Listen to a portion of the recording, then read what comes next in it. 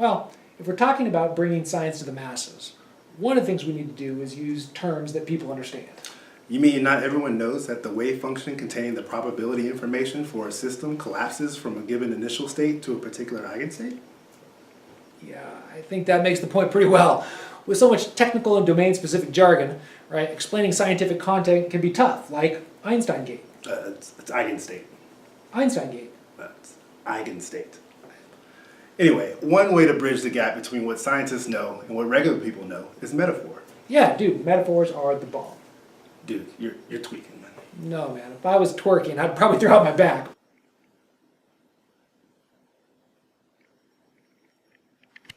But on metaphors, what's a good example of one for science? Alright, so for example, in nuclear physics, the process of nuclear fission is key to understanding how nuclear weapons are made or how nuclear power is generated in reactors.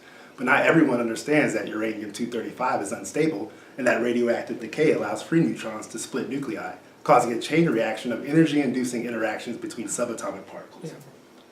Yeah, my head exploded just hearing that, so I'm lost. But pretty much everyone knows how bowling works. Yeah. So if you think of a bowling ball as a free neutron and the pins as nuclei, every time the ball hits a pin, energy is released along with new bowling balls that can hit more pins until boom! A nuclear explosion occurs. Or, in the case of nuclear reactors, that energy is turned into steam and electricity by generators. I have to tell you, that makes a lot more sense, right? I get that. This metaphor was used in a video entitled How Does an Atom Bomb Work by Arvin Ash, a blogger who uses animations, live videos, simple analogies, and narration to explain complex subjects in science and technology. Yeah, so metaphors to convey the complicated, right? Makes complete sense. We also see metaphors to convey the incredible size and scale found in science, like the size of an atom or the age of the universe. Example? Sure, so one example, we know electrons flying around a nucleus, right? And we've all seen the pictures? Yeah, the circle in the middle with the rings around it. Yeah, exactly, right?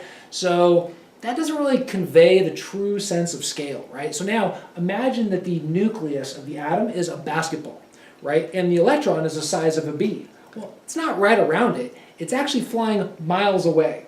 And everything between the bumblebee and this basketball is just void, right? That's a much better metaphor to explain than some scientific notation about 10 to the power of negative 15 or something like that, right?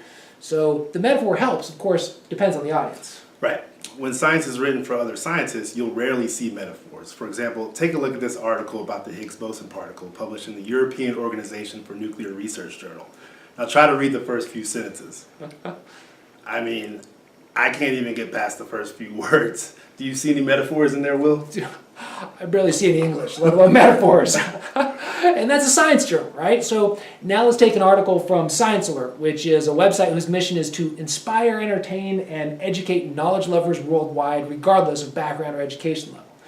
In this article, they cover new research suggesting that sound waves actually carry mass. And in order to explain it, over half of the article is metaphor. And to be fair, I understand this one a lot better than the other article. Yeah, but it also shows the limitations, right? Like, if we use your basketball metaphor, what if someone isn't familiar with basketball? Totally. Or if they're UNC fans and just can't understand.